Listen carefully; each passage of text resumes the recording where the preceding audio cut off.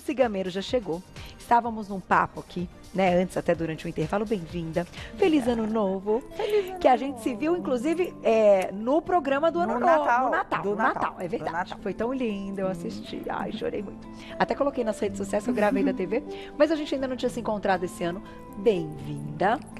O tema é aquele tema que a gente faz assim, né? A gente coloca assim, a gente arruma uma forma assim, bem confortável para falar a respeito do assunto, porque eu achei muito legal que a própria organização, né, Mundial da Saúde e toda essa questão da importância de pensar na saúde mental está colocando esse mês de janeiro como Janeiro Branco, para trazer este alerta. E toda vez que a gente faz isso, né, começou claro com o Outubro Rosa, etc., a gente consegue a atenção das pessoas, porque a gente vai, mas por que Janeiro Branco? Então, hoje a gente vai falar de saúde mental, que o problema está sério, não é, minha amiga? Pois é, Carol, como você falou, né? Em maio de 2020, a Organização Mundial de Saúde fez um alerta de que nós teríamos uma crise global de saúde mental. Então você vê que o assunto realmente é muito sério, né? Em meio a toda essa questão que nós estamos vivendo ainda da pandemia. Então isso ficou mais acentuado porque as pessoas tiveram a oportunidade de ficarem mais reclusas, mais próximo das outras, e isso, infelizmente, trouxe à tona, né, muitos probleminhas que muitas vezes você deixa escondido, você não dá bola, porque é assim, quando a gente fala em saúde, a gente pensa só na saúde física, né? A gente pensa assim, a gente tem esse péssimo hábito de classificar a gravidade da saúde pela especialidade. Então, tipo, se você chega em casa e fala assim, amanhã eu vou numa consulta no clínico geral. O pessoal fala, tudo bem, você vai no clínico? Ok. Aí se você chega e fala assim, amanhã eu vou no neuro. No neuro, né? Agora, se você chega em casa e fala assim, amanhã eu vou no psicólogo, eu vou no psiquiatra. Mas você precisa mesmo? O que é que está acontecendo com você? Será que não é falta de fé? Será que você não pode resolver isso de outro jeito? Então a gente tem um estigma. É um preconceito, é verdade. Este ano, na redação do Enem, o tema foi o estigma das doenças mentais na sociedade brasileira, porque a gente tem isso muito evidente. Muito evidente. A saúde mental ainda é estigmatizada. Ainda é um tabu, né? É um tabu, por isso que a gente conta, né, na campanha do Janeiro Branco, na verdade, a gente conta com o apoio, né, não só o apoio dos governantes, mas também da mídia, para a gente desmistificar isso, sabe? De falar, gente, é tão importante a saúde mental quanto você ir a um neuro, quanto você ir a um dentista, você procurar essa ajuda, né, Carol? Sem dúvida. E o janeiro é escolhido por quê? Porque o janeiro é o primeiro mês do ano, então vem toda aquela sensação, né, de que a gente quer fazer um checklist pra gente, de coisas que a gente quer transformar, melhorar. Então, por que não incluir a saúde mental também nessa listinha, neste propósito? E por que branco, né? Porque branco, toda vez que a gente pensa assim, principalmente em saúde mental ou em terapias, a gente sempre fala assim de um quadro branco. Imagine um quadro branco. Entendi. Imagine uma tela em branco, onde nada, você pode criar tudo a partir de um nada. Entendi. Então, essa é a história do Janeiro Branco. Essa é a ideia do Janeiro Branco. Em janeiro é comum que a gente faça check-up, né, que é aquele início do ano para a gente, né, prestar atenção na questão dos exames. E agora, então, como você bem colocou, é uma doença como qualquer outra, a gente precisa tirar o preconceito, porque as pessoas podem, sim, ter problemas e que não vão conseguir resolvê-los sozinhas. Esse é o lance. E ainda, Lucy, a questão da pandemia, de todos os ângulos, de todos os lados que a gente observar, então que a gente teve uma mudança na vida, assim, completa, absurda, de uma hora para outra, de coisas que a gente gostava, e outras que a gente se descobriu gostando mais que a gente nem imaginava, também teve o outro lado, né, gente? Não podemos deixar para lá. Só que eu acho que a grande preocupação é o estresse coletivo. Eu citei isso no programa há alguns dias, e eu queria que você comentasse o quanto esse estresse coletivo, né? Porque estamos todos preocupados e de forma coletiva. O quanto isso também agride ainda mais um problema enorme que a gente tem e que, para muitas pessoas, essa parte mais sensível acaba sendo afetada, de não conseguir lidar e achar que é só com ela que está acontecendo. E não é. É com todo mundo, né? Então, eu acho que, assim, se a gente olhar pela nossa atualidade, no momento da nossa atualidade, nós nunca estivemos tão perto, né, de sofrimento. Nós nunca estivemos tão próximo de um esgotamento, de um estresse, como a gente tem vivido de um ano para cá, com a pandemia. Então, isso evidenciou, como eu te falei, muitas questõezinhas que muitas vezes eu não dava bola. A questão do pânico, né? Que a gente viu aí, como aumentou os casos de síndrome de pânico, ansiedade, depressão. Então, por conta desse estresse coletivo, como a gente falou, porque antigamente, antes da pandemia, era assim, você não estava legal, mas alguém na sua casa estava legal. Então, você chegava lá meio mal, a pessoa fala, não, Carol, isso vai passar, isso vai ficar legal. Hoje, está diferente, né? As pessoas estão assim convivendo com outras pessoas que também estão desanimadas, né? Que também estão estressadas, cansadas. E eu sempre falo isso. O que mais preocupa na questão mental hoje é a falta de um futuro com boas perspectivas. Tá. A cada segundo, quando você vai se animando com uma notícia, né? Fala, opa, que bom, chegou a vacina, que legal, a gente está feliz. Aí vem houve uma mudança genética no vírus.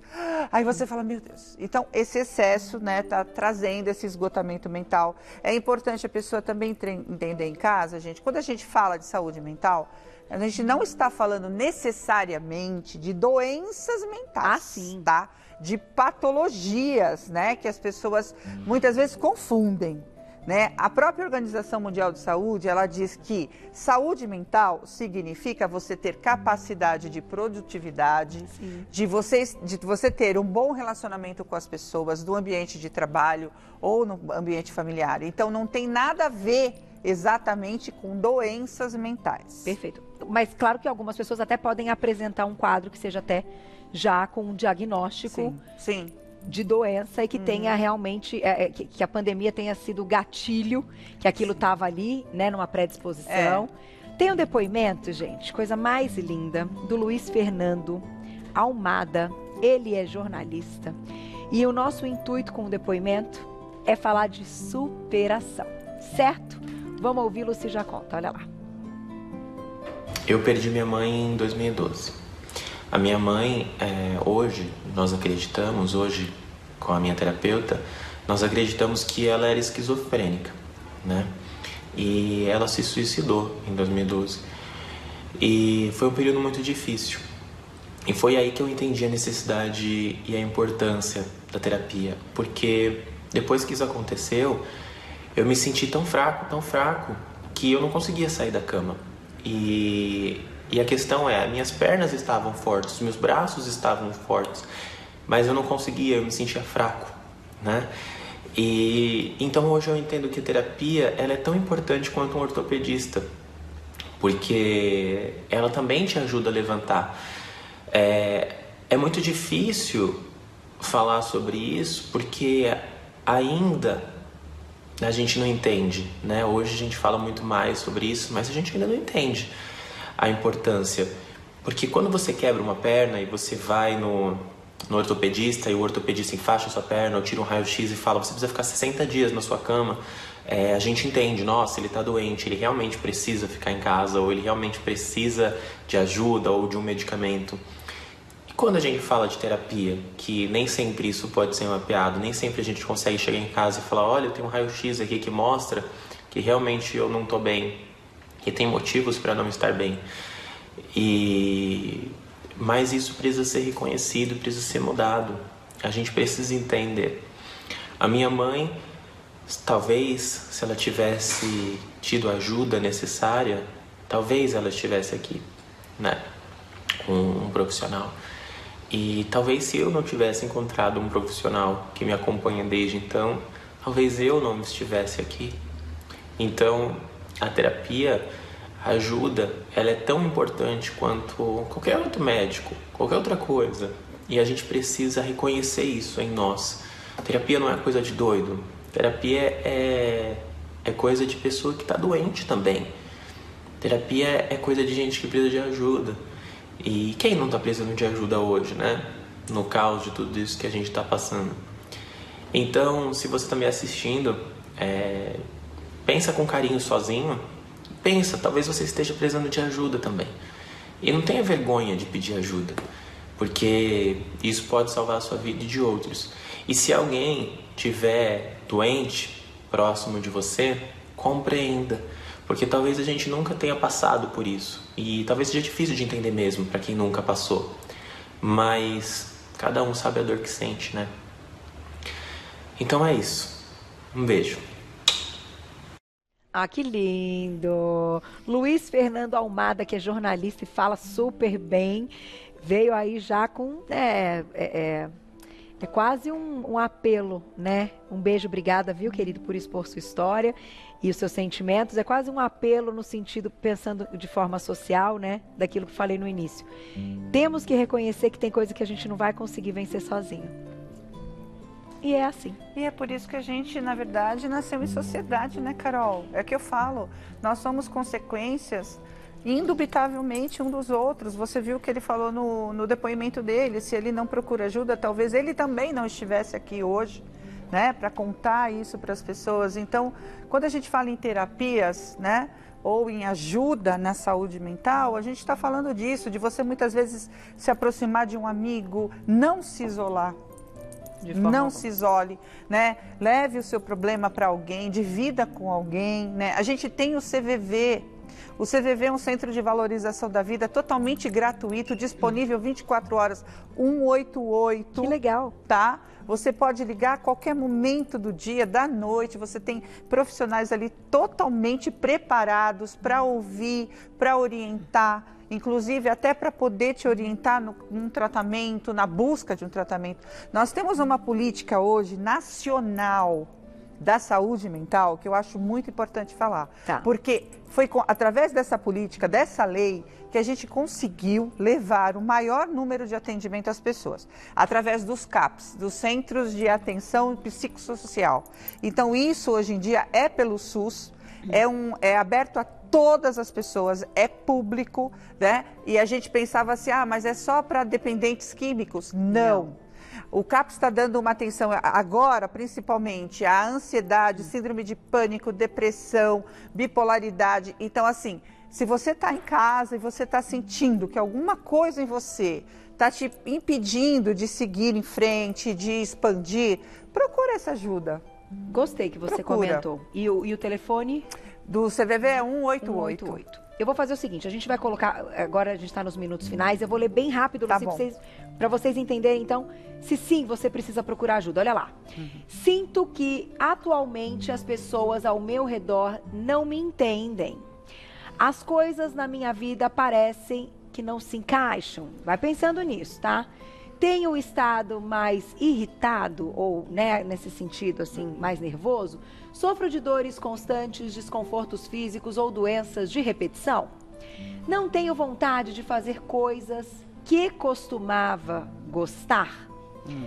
Sentimentos de tristeza, ansiedade, estresse, raiva ou desânimo têm sido, assim, constantes na sua vida?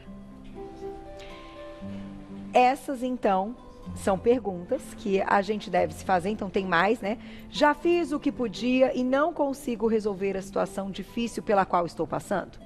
Parece que tudo é culpa minha.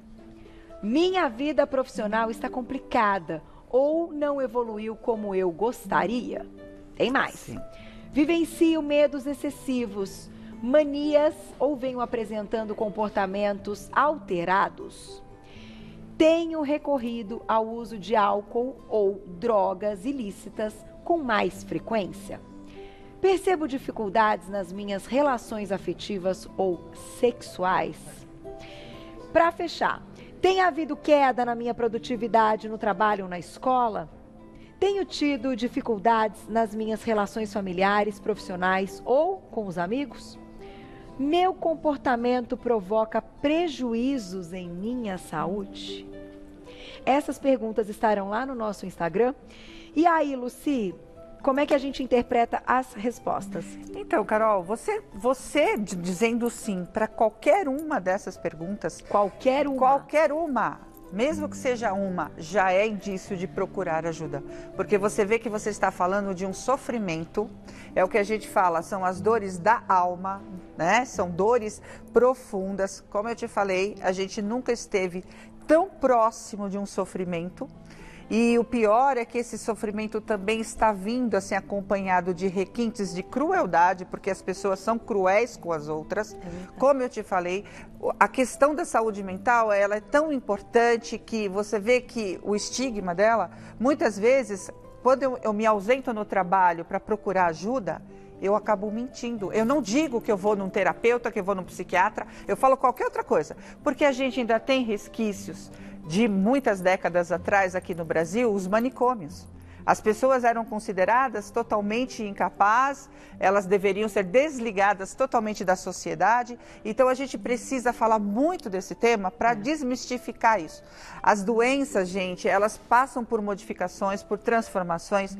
Há mais de 30 anos atrás, a homossexualidade era considerada uma doença, ela tinha um CID, um Código Internacional de Doença. Precisou muita luta, principalmente política, para a Organização Mundial de Saúde retirar a homossexualidade do índice de doenças. Tá. Em compensação, hoje, a gente tem aí o TDAH, né? Que até um tempo atrás era só crianças mal criadas, mal educadas. E não.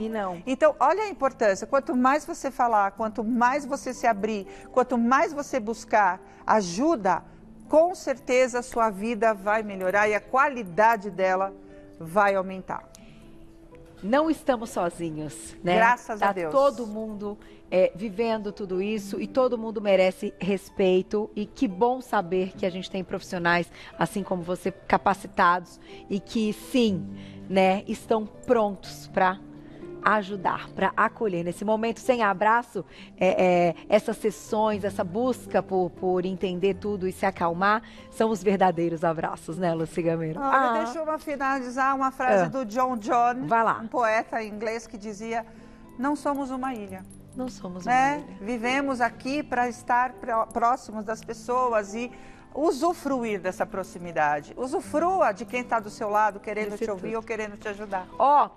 @Lucy Gameiro, sabe tudo. Obrigada.